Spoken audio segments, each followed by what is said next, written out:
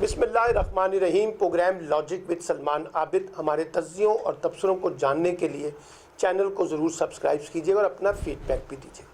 आज हम गुफ्तगू करेंगे पाकिस्तान की कौमी तरक्की के तनाजुर में कि किस तरीके से पाकिस्तान आगे बढ़े और अपने आप को सियासी तौर पे, समाजी तौर पे और माशी तौर पे मुस्तहकम कर सके, और हम अपनी दाखिली सियासत में और अपनी इलाकाई सियासत में और अपनी खारजी सियासत में बैनुल-अक़वामी सतह पर अपना एक सॉफ्ट इमेज बिल्ड कर सकें। मैं ज़ाती तौर पर समझता हूँ कि पाकिस्तान का जो मौजूदा सियासी निज़ाम है, इंतज़ामी निज़ाम है, माशी निज़ाम है, हाँ, अदालती निज़ाम है, इंसाफ से जुड़े मामलात हैं, उस पर बहुत से सवालिया निशान हैं। और बहुत से लोग कहते हैं कि सिस्टम इस हद तक नाकारा हो चुका है कि इससे बहुत ज़्यादा बेहतरी की उम्मीद लगाना एक ख्वाहिश ही हो सकती है। और लोग कहते हैं कि पाकिस्तान के निज़ाम में एक बहुत बड़ी सर्जरी की ज़रूरत है, यानी इस निज़ाम को जो कैंसर ज़दा है उसे डिस्प्रिन की गोली से अगर आप हल करने की कोशिश करेंगे, इलाज करने की कोशिश करेंगे, तो इलाज होगा नहीं बल्कि ये और ज़्यादा बिगाड़ पैदा करेगा। 4 ऐसी बुनियादी निज़ाम हैं जहाँ हमें इस्लाहात करनी है। और याद रखिए, जमहूरियत कोई इनकलाब नहीं लाती। जमहूरियत में इस्लाहात का अमल ही आगे चलता है और बतदरीज जो जमहूरी अमल है वो अपने असरात दिखाता है।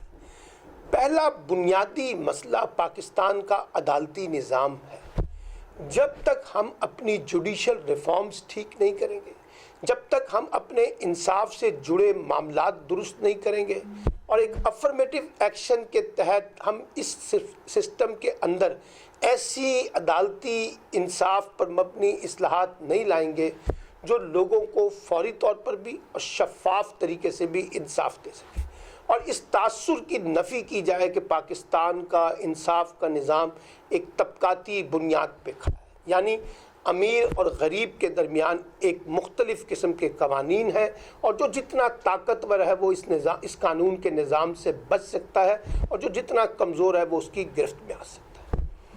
दूसरा बड़ा मसला जो है वो है गवर्नेंस का, कि पाकिस्तान का जो गवर्नेंस का क्राइसिस है उसको कैसे डील किया जाए।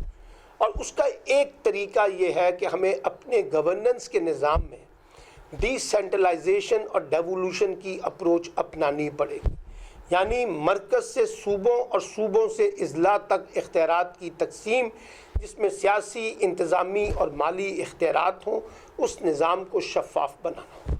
और दुनिया ने अपनी हुक्मरानी के तजर्बे से ये सबक सीखा है कि अगर हम अपने गवर्नेंस के निज़ाम को इम्प्रूव करना चाहते हैं तो हमें सबसे ज़्यादा खुद मुख्तार और मजबूत और मरबूत लोकल गवर्नमेंट का सिस्टम दरकार है। और ये लोकल गवर्नमेंट का सिस्टम ही आम लोगों में हुकूमत और रियासत की क्रेडिबिलिटी को इस्टेब्लिश करेगा, जब वो सर्विस डिलीवरी में ज़्यादा इफ़ेक्टिव तरीके से लोगों की शमूलियत के साथ इस निज़ाम को आगे बढ़ाए। तो ये दूसरी बात है। तीसरा बड़ा मसला आपका पॉलिटिकल रिफॉर्म्स है, यानी सियासी जमातों के अंदर इस्लाहात, आपके इंतखाबी निज़ाम के अंदर इस्लाहात ये लानी होगी। हमारा इंतखाबी निज़ाम भी बोसीदा हो गया है। हमारी सियासी जमातें जो है वो एक प्राइवेट लिमिटेड कंपनी का मंजरनामा पेश करती हैं, ख़ानदानी बादशाहत का मंजरनामा पेश करती हैं। सियासी जमातों की दाखिली जमहूरियत खुद एक बड़ा सवाल है। इसलिए जब लोग इलेक्टोरल रिफॉर्म्स की बात करते हैं तो मैं आम तौर पे कहता हूँ कि इलेक्टोरल रिफॉर्म्स भी उस वक़्त कामयाब होंगी जब आपकी सियासी जमातों में इस्लाहात आएगी, यानी जो पॉलिटिकल पार्टीज़ एक्ट है उसमें बेतहाशा तब्दीलियों की ज़रूरत है, और अपनी सियासी जमातों को एक डेमोक्रेटिक कॉन्टेक्स्ट में डेवलप करने की ज़रूरत है, और इसी कॉन्टेक्स्ट में फिर हम अपनी इलेक्टोरल रिफॉर्म्स लें। वरना जिस अंदाज का सियासी निज़ाम, सियासी जमातें, पार्लियामेंट चल रही हैं, इससे पाकिस्तान में खैर की कोई बड़ी तवक्को मत रखी जाए। चौथा जो एक बड़ा अहम सवाल है कि हम किस तरीके से अपने मुल्क के माशी मामलात को आगे, हालांकि बहुत से लोग इसको शायद पहला मसला दें, लेकिन माशी मामलात को बढ़ाने के लिए हमें बहुत ज़्यादा अपनी हुक्मरानी के निज़ाम में एम्फसाइज़ करना होगा आम आदमी और कमज़ोर तबकात की मईशत को बेहतर बनाने के लिए। अब देखिए, रियासत और हुकूमतें शायद बहुत बड़े पैमाने पे जॉब्स ना दे सकें, लेकिन रियासत और हुकूमत का काम एक ऐसा साजगार माहौल पैदा करना होता है जहां लोग सरमायाकारी करके ज़्यादा से ज़्यादा रोज़गार के मौके पैदा करें। ہمیں اپنے نوجوانوں کے اندر انٹرپرینورشپس کے ماڈل ڈیولپ کرنے پڑیں گے. ہمیں خاص طور پہ نوجوانوں کو یہ ترغیب دینی ہوگی کہ وہ سیلف ہیلپ بیسس کے اوپر اپنے کام کا خود آغاز کریں اور اپنے لیے معاشی امکانات بھی پیدا کریں, اپرچونیٹیز بھی پیدا کریں اور معیشت میں اپنے لیے وسائل بھی پیدا کریں. اس اپروچ کے تحت ہمیں اپنی معیشت کو ڈیولپ کرنا.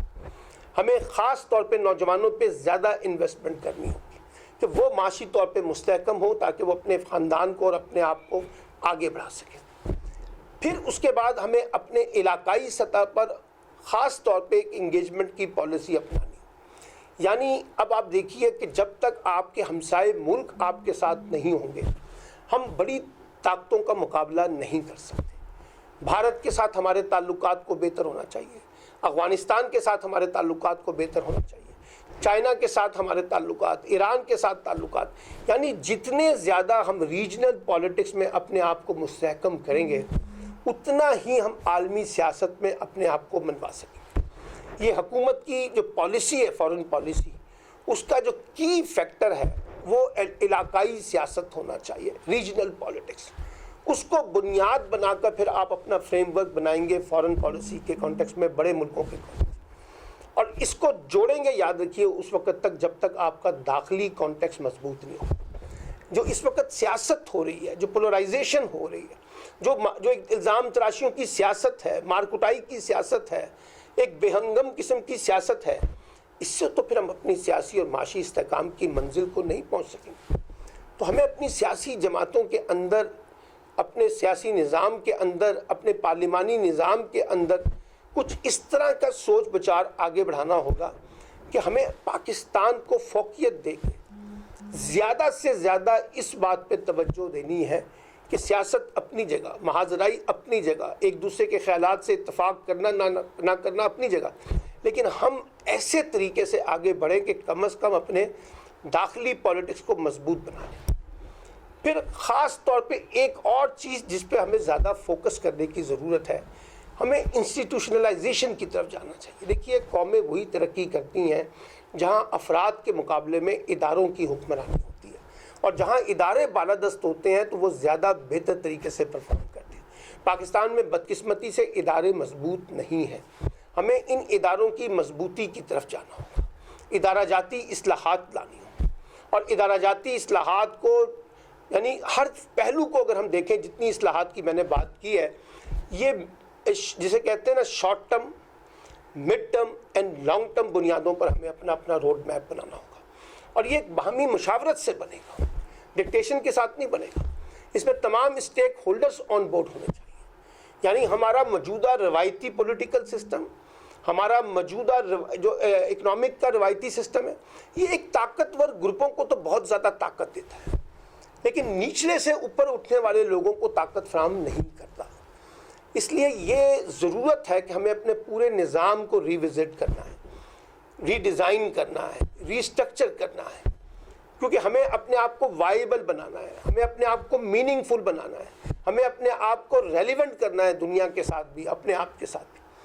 تو وہ اس صورت میں ہوگا کہ جب ہم ایک نیشنل ایجنڈا, قومی ڈیولپمنٹ کا, قومی ترقی کا, اس کو ڈومیننٹ فیکٹر کے طور پر لیڈ کریں, اس کی قیادت کرتے ہوئے ہماری سیاسی قیادت نظر آئے, سوسائٹی اس کو لیڈ کرتے ہوئے نظر آئے, اور ایک ایسا اکاؤنٹیبلٹی کا سسٹم ہو کہ جو بھی غلطی کرے, جو بھی کرپشن کرے, جو بھی بدعنوانی کرے, جو بھی لوٹ مار کرے, وہ سسٹم کے دائرہ کار کے اندر آئے اور سسٹم اس کو پکڑے اور اس کو جواب دہ بنائے. کیونکہ یاد رکھیے کوئی ملک بھی عدم شفافیت کی بنیاد پہ, عدم احتساب کی بنیاد پہ نہیں چل سکتا. اگر آپ جو لوگ مجرم ہیں ان کو ایلیمینیٹ نہیں کریں گے اپنے سسٹمز کے اندر سے, تو پھر ایک مافیا کی سیاست, ایک کرائم کی سیاست, ایک پیسے اور طاقت کی سیاست جو ہے وہ آگے چلتی ہے.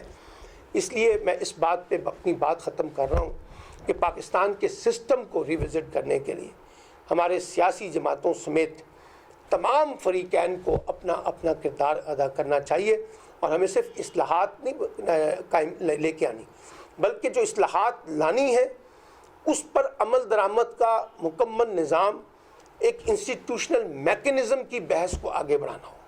کیونکہ جب تک یہ نہیں ہوگا اور جب تک ہمارے مارجنلائزڈ گروپس جو ہیں، کمزور طبقے جو ہیں، ان کو طاقت نہیں ملے گی تو ہم ایک اچھا، بہتر اور محفوظ پاکستان نہیں بنا سکیں گے۔